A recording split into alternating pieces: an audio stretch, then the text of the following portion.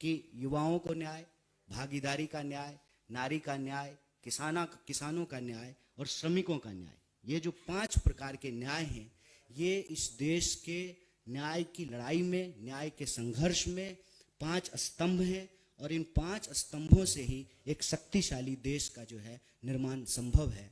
तो न्याय की इस पुनर्स्थापना के विचार को लेकर के ही यह भारत जोड़ो न्याय यात्रा लगातार चल रही है।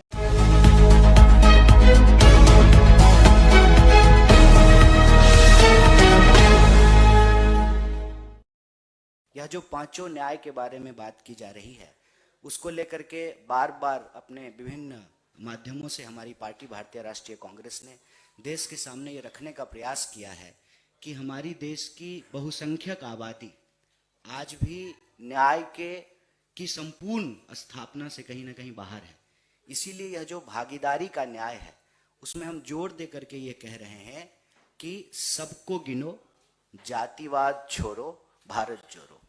सबको गिनना, सामाजिक, आर्थिक, राजनीतिक जो स्थिति है समाज की, उसमें लोगों का सर्वे करना। और आप सब जानते हैं कि भारत में जो हर 10 साल में जनगणना होनी थी, वो भी नहीं हुआ है। वो 2021 में होना था, लेकिन वो जनगणना हुई नहीं है। 2011 में जो जाति जनगणना हुई, सामाजिक आर्थिक जो सर्वे हुआ, उसकी रिपोर्ट भी सरकार के द्वारा जारी नहीं किया गया है। तो बार बार श्री राहुल गांधी और हमारी पार्टी भारतीय राष्ट्रीय कांग्रेस इस सवाल को उठाती रही कि लोगों की भागीदारी सुनिश्चित करनी पड़ेगी, चाहे वो नौकरी का क्षेत्र हो, चाहे वो आर्थिक क्षेत्र हो, सामाजिक क्षेत्र हो, राजनीतिक क्षेत्र हो, सबकी भागीदारी सुनिश्चित करनी है। और इसका ये कतई मतलब नहीं है कि किसी को का छीन करके किसी को देना है। मतलब जिसको नहीं मिला है उस तक न्याय पहुंचाने की वकालत कर रहे हैं। इसको हम भागीदारी की न्याय के तहत देख रहे हैं। दूसरा जो युवाओं का न्याय है, आप सब जानते हैं कि देश में 45 सालों में आज सबसे ज़्यादा बेरोजगारी है। आए दिन जो है नौकरियों के बारे में यह सुनने को मिलता है कि कितने लोगों को नौकरी से निकाल दिया गया है, कितने बेरोजगार युवा जो है वो बैठे हुए हैं, लाखों पद जो हैं वो रिक्त पड़े हुए हैं सरकारी क्षेत्र में। आप अगर सेंट्रल गवर्नमेंट के अंतर्गत जो नौकरियां हैं उनको भी देख लें तो लाखों नौजवानों को नौकरियां नहीं मिल रही है। तो युवाओं को न्याय देने का तात्पर्य यह है कि जो रिक्तियां हैं उसको भरा जाए, और जहां कहीं भी वैकेंसी आती है तो यह सुनने को मिलता है कि पेपर लीक हो गया है। तो पेपर लीक जैसी गड़बड़ियों, जो नौकरी देने में जो प्रशासनिक चूक होती है, उस पर रोक लगाई जाए, सबको जो है रोजगार का अधिकार मिले। और जो बेकारी का अन्याय है, इस बेकारी के अन्याय से युवाओं को रोजगार दे करके न्याय की स्थापना करनी है। तीसरा जो न्याय है वो है नारी का न्याय। नारी के न्याय के बारे में आप जानते हैं कि कुछ मिनटों में ही हमारे देश में कहीं ना कहीं नारी के खिलाफ कोई ना कोई अपराध होता है, बलात्कार की घटना होती है। तो नारी भी समाज की आधी आबादी है। हम लोग अक्सर ये कहते हैं कि आधी आबादी पूरा हक।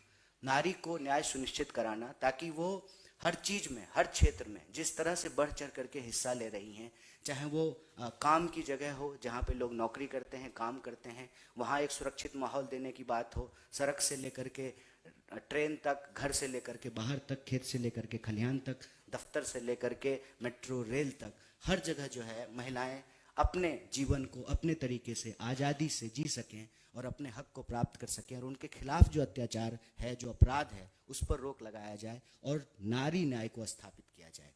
जो चौथा न्याय है वो न्याय है किसानों का।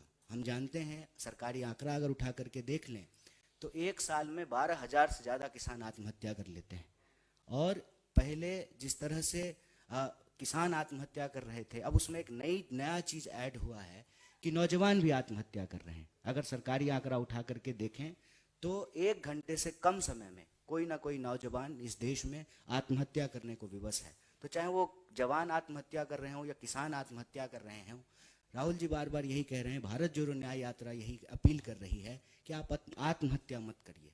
हमारे यहाँ मगही में जो है एक कवि हुए, वो अक्सर कहते थे, भूख से तरप के मरवा काहे, मरने होते लड़के मरी जा। मतलब भूख से तरप कर मरने की ज़रूरत नहीं है, आत्महत्या करके मरने की ज़रूरत नहीं है। अगर जीना है तो संघर्ष करना पड़ेगा, और संघर्ष की, न्याय की जो यह लड़ाई है, उस लड़ाई में हम किसानों की भी फसल का उचित दाम उनको मिले, उनके फसल का दाम मिले। मतलब ऐसा क्यों हो रहा है कि नेता का बेटा नेता होना चाहता है, डीएम का बेटा डीएम हो रहा है, जो क्रिकेटर नहीं है उसका बेटा भी बीसीसीआई का सेक्रेटरी बन रहा है। लेकिन इस देश में किसानों को आत्महत्या करनी पड़ रही है और अपना उनके खिलाफ जो कानून लाया गया उसको वापस दिलवाने के लिए 700 से ज़्यादा किसानों की शहादत हुई। आप सबने देखा कि दिल्ली की सीमाओं पे लगातार महीनों किसान बैठे रहे। तो किसानों को न्याय दिलाने के लिए, उनके फसल का उचित दाम दिलाने के लिए ये जो है किसान न्याय की हम बात कर रहे हैं।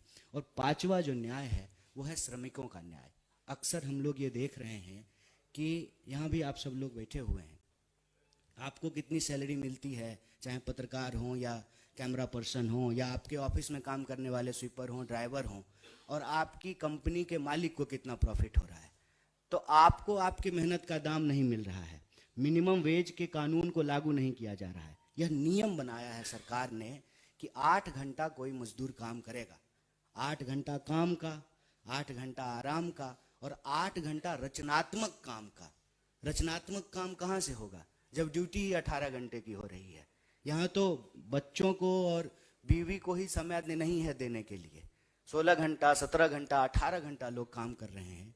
तो जो श्रमिक कानून इस देश में लागू किए गए कि 8 घंटे से ज़्यादा अगर 1 मिनट भी आप ज़्यादा काम लेते हैं किसी भी मजदूर को, चाहे वो टाई लगाने वाला मजदूर हो, चाहे जो है वो झोला लटकाने वाला मजदूर हो, 8 घंटे से अगर 1 मिनट ज़्यादा भी आप काम लेते हैं तो आपको 2 मिनट का वेज देना पड़ेगा, 2 मिनट का वेतन देना पड़ेगा।